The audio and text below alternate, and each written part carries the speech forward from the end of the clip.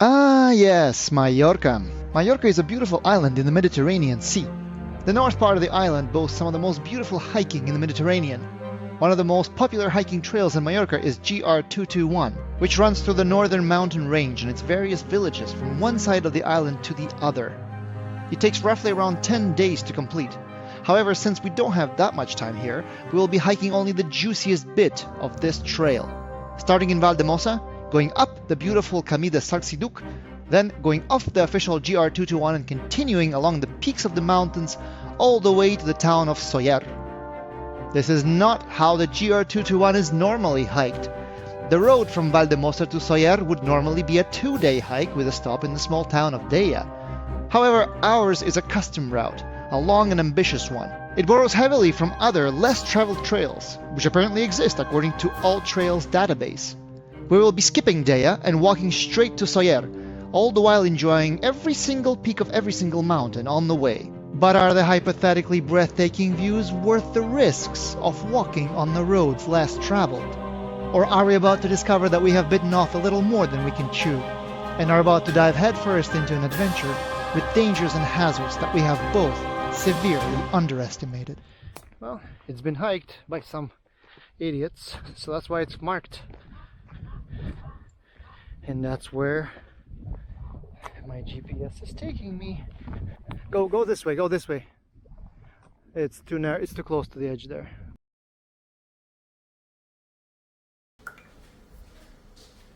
I had a cold for a while now, plus the jet lag. The trail begins in the north part of Valldemossa. The entrance is right behind this alley. This is the last place of civilization. All this area is private. The trail snakes like this in between the private lands, and now up the mountain it goes, and I'm already tired as fuck. From there on, our journey continues all the way up to the top. After a steep ascent along the side of the mountain through the goat-infested olive tree gardens, we come to our first stop, a small lookout point overlooking the Valldemossa Valley and the capital city of Palma de Mallorca. Mirador de ses Bases is this little fortress platform over here. You can sit on this rock and admire the various wildlife.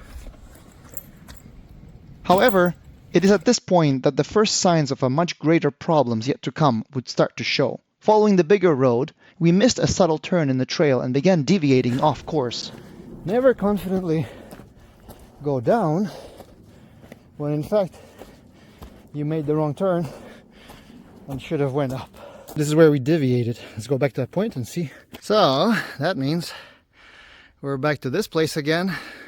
Yeah, I think the trail goes up. It was at this point that I began to realize that we will be fully relying on the little GPS gadget in my watch. In my desire to walk across as many mountains as possible in one day, I blindly clicked through various trails that morning in AllTrails.com, the ones that seemed to skim through the mountain tops. And now we could not deviate from that course, or we would be lost. That's where they don't want you to go. Okay, fine by me. Got a long itinerary ahead of us. The cave is a nice little treat before the trail really opens up. As you come out from under the trees onto a more bare side of the Caragole mountain, the path snakes along the very edge of the steep rocky cliffs, facing northward towards the Mediterranean Sea, exposing some of the most stunning and breathtaking views in the world.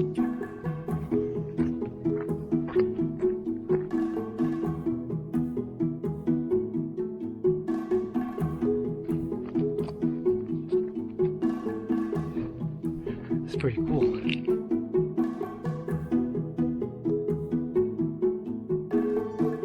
Mallorca is very proud of its sobrasada. It kind of sucks actually. So, Caragole. Here it is. From here you see the whole island. We just came from over there like this, and this is where we're going. That's where we're going.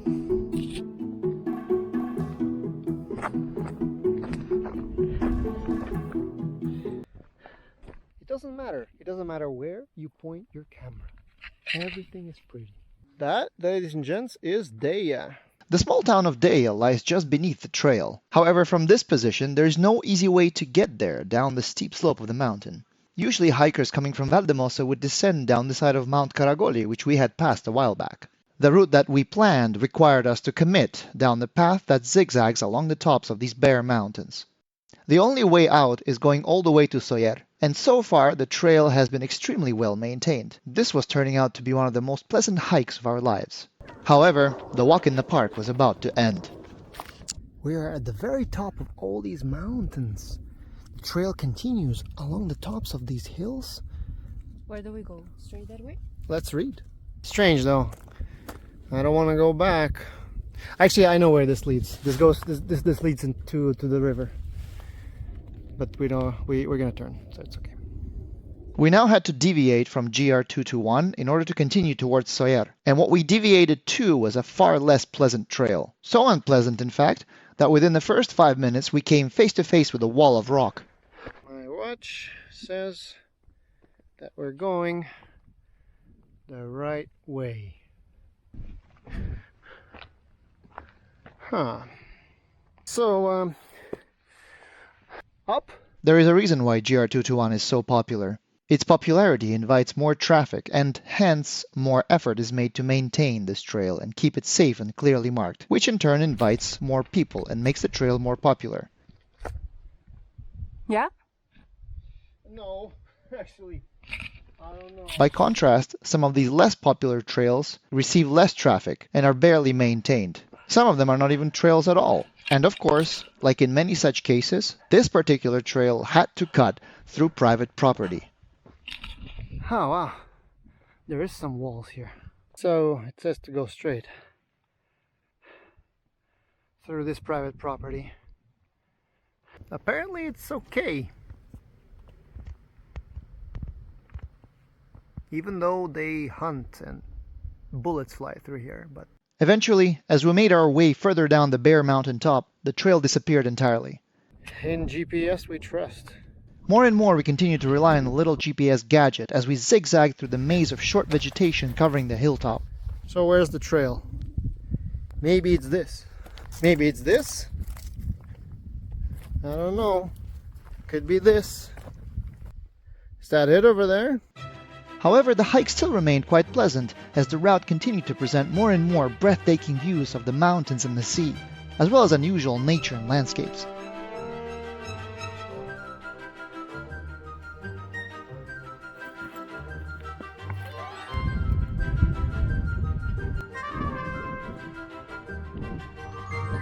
Over there is the Mediterranean Sea. And Soler is over there, behind these mountains. After a quick stop for a bite overlooking the impressive Tossal Verdes mountain, we continued on. But now the trail was nothing more than a giant slab of grey rock stretching for kilometers. Any deviation from the marked path could lead to an unsafe, unwalkable area, or worse, dangerous unmarked terrain for which we were of course not equipped. Except there was no path. There was just an occasional pile of rocks ever so often to mark the way and a faint GPS signal in my watch. And there was another problem on the horizon. Literally. That does not look like it's raining at all. And it also doesn't look at all like it's heading this way. Not at all.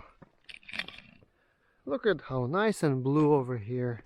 With the rain on our heels and the nearest town kilometers away over unknown terrain, we were starting to get the sense that we may be slightly in over our heads.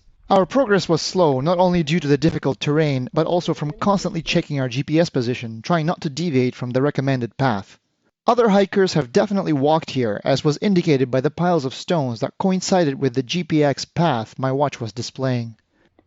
Son of a bitch! Surely the recommended path was walkable, right?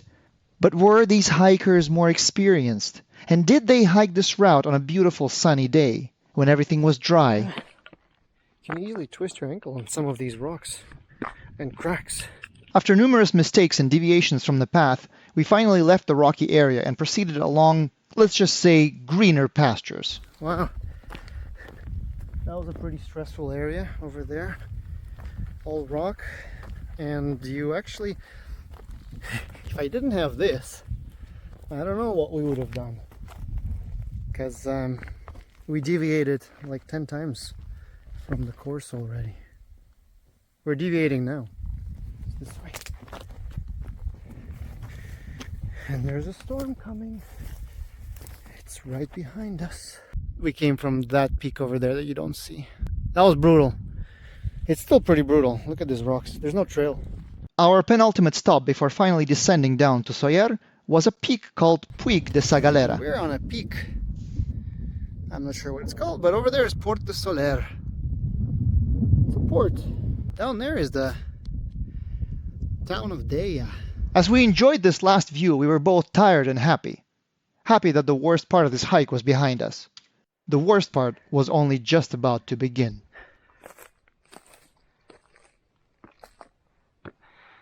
This is Mallorca, ladies and gentlemen. We're not even at the top of this thing. Wow. We were excited to descend into the town, but instead of descending, the trail somehow went further up. There's been some hiking today, some rock climbing. This is barely half a finger fits in here.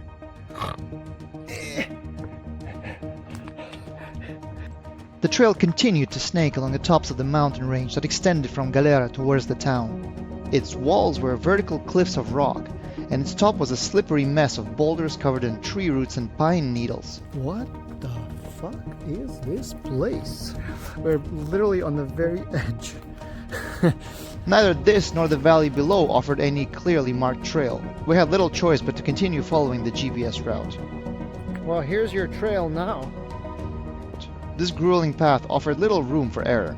A few meters to the right or to the left, and you would plummet to your death. Because of the trees, we couldn't see how far did the mountain range extend before the path yielded downward. How steep would it be? I had a distinct feeling that we were about to head off a cliff. This trail is literally all the peaks of all the mountains, regardless of the cost. Go this way, go this way. It's too narrow, it's too close to the edge there. A typical GPS route consists of points that occur at certain intervals, usually recorded by another hiker's GPS watch. What interval did they use? Was the path detailed enough not to miss a turn? There was also a possibility that as we descended, the side of the mountain would block the GPS signal. Well, yeah, down here definitely death. We followed the path the best we could, and after a final sharp turn through a hole in the stone wall, we made it into the forest-covered side of the mountain that descended to Soller. After everything that came before, this was somehow the worst part of them all. There was still no trail, and the ground was covered in grass, branches, and fallen trees. We were out of energy, out of food, and almost out of water. At this point, the sun began to set. With 3 kilometers still remaining, we discussed the possibility of spending the night in the woods. Of course, we were hoping we would make it. At last, little by little, as we got closer to Soller, the trail began to show itself. And when it did, we were able to finally witness the true extent of the risk we had undertaken. Maybe I should have taken my aspirin before constructing the route that morning. These were not tourist trails at all. What was this place? Whew, all right. We thought trails in the rocks were bad, until we came to the trails in the forest with all the trees. Near a small lookout opening there was a playground, broken and abandoned. The trail was completely covered in fallen trees and branches. It might have been a hiking spot once, perhaps for local kids. But now, it looked like no one has used this trail in many years. There was not a soul in sight. Anyway, here it is. The road finally became nice. Over there is Soller. We still have 2 kilometers to hike all the way there, but at least for now, the path seems pretty easy. Hooray! How did this happen? Like, what is this? But the long hike and uneven terrain has taken a toll on our bodies. The descent was long, slow, and painful on the knees with each meter of elevation. The most powerful athleticism. Most sections of this path were extremely steep, likely built for vehicles. The road snaked for a while between farms and olive tree gardens, this time on the side of Soller, and finally came to a roughly paved trail within city limits. By then, it was nighttime. All in all, we were lucky to be home, lucky to catch an empty cab leaving the city, lucky to be back in Valldemossa and just make huge dinner at a Turkish restaurant whose staff were nice enough to let us in just before they closed the doors, at 10 p.m. Would I recommend to hike this route to anyone else? I think you already know the answer, although I'm not sure about her. This was a hike of a lifetime. It had clearly distinct stages, each with unique views and nature, and each with varying level of difficulty. If you only have one day in Mallorca and would like to get a taste of the hiking this beautiful island has to offer, this route will definitely give you a good sample. At least the first half. The second half is more of a funny story that, on another day, could very well have ended badly. But there are many hiking trails all around the world, each offering a unique and interesting story. This route is just one small possibility of what is out there. So go and explore. Just remember, if you decide to walk this exact trail, do so at your own risk. And if you have no hiking experience, I would strongly advise against it. I would also advise strongly that if you do not go without a GPS watch, similar to mine, that would show you around on its little screen. I use Suunto 9 Barro, and I absolutely swear by it. Son of a bitch! It cost $1,000, but a helicopter rescue in these mountains would probably cost you more.